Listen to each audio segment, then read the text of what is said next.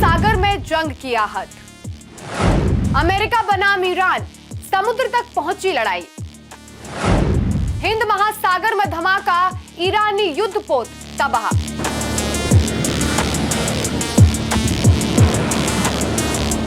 Middle east में चल रही जंग अब एक नए और खतरनाक मोड़ पर पहुंच गई है।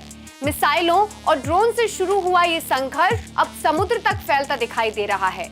अमेरिका के एक परमाणु पनडुब्बी ने बुधवार को श्रीलंका के पास अंतर्राष्ट्रीय जल क्षेत्र में टॉर्पीडो से हमला करके ईरानी युद्धपोत आइरिस डीना को मार गिराया। दूसरे विश्व युद्ध के बाद ये पहला मौका था जब किसी अमेरिकी पनडुब्बी ने दुश्मन के जहाज को डुबाया। भारतीय नौसेना पर नजर रखने वालों का ये मानना है कि भारत के लिहाज से ये बहुत ही असाधारण और असुविधाजनक स्थिति है। ये घटना दिखाती है कि भारत के पास किस चीज की कमी है और उसे सबसे ज्यादा जरूरत किसकी है। अमेरिकी कार्रवाई के बाद ईरान ने भी जवाबी हमला तेज कर दिया है। तेहरान ने इजराइल और अमेरिका के कई ठिकानों पर मिसाइल और ड्रोन से हमले किए हैं।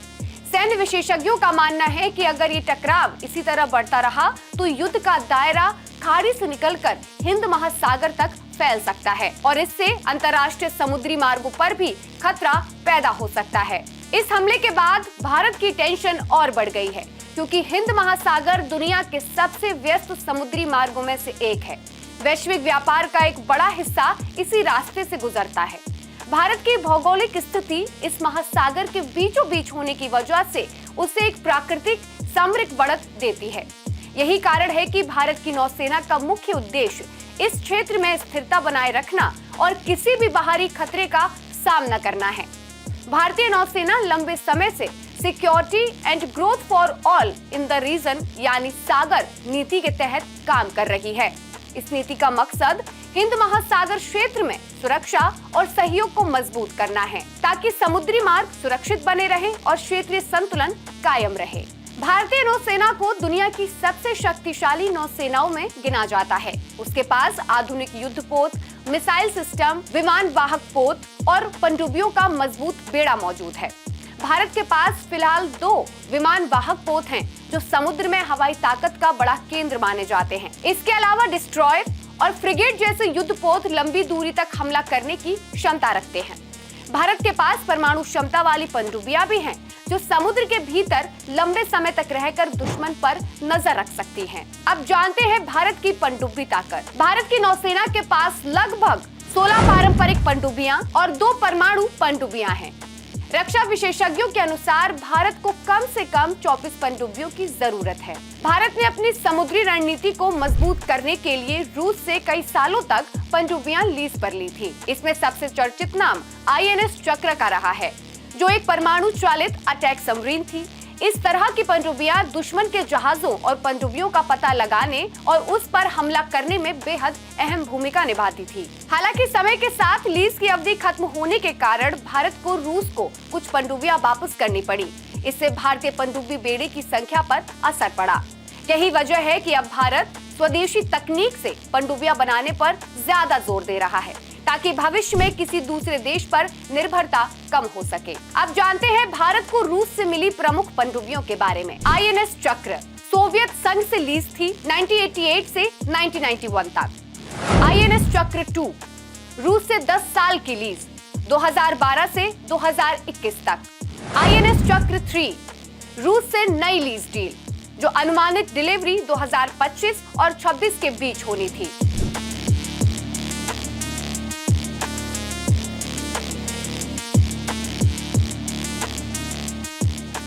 समुद्र में किसी भी तरह की सैन्य घटना कई तरह से संभावित सिनेरियो पैदा कर सकती है। पहला और सबसे सामान्य सिनेरियो कूटनीतिक बातचीत का होता है, जिसमें दोनों देश तनाव को कम करने की कोशिश करते हैं।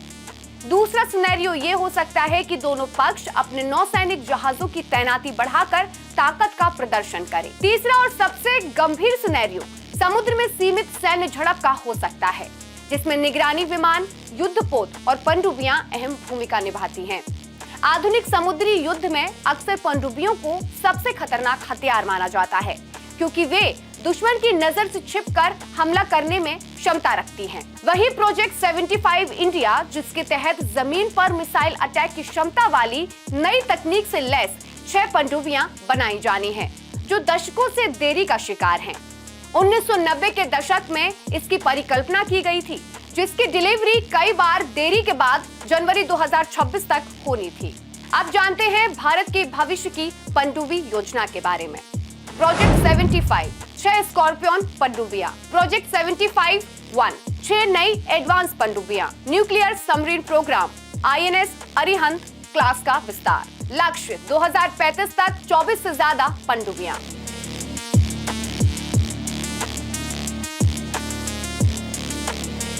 भारत आने वाले समय में अपनी नौसैनिक ताकत को और आधुनिक बनाने की दिशा में तेजी से काम कर रहा है। देश की स्वदेशी रक्षा निर्माण को बढ़ावा दिया जा रहा है और नई पनडुब्बियों के निर्माण की योजना आगे बढ़ रही है।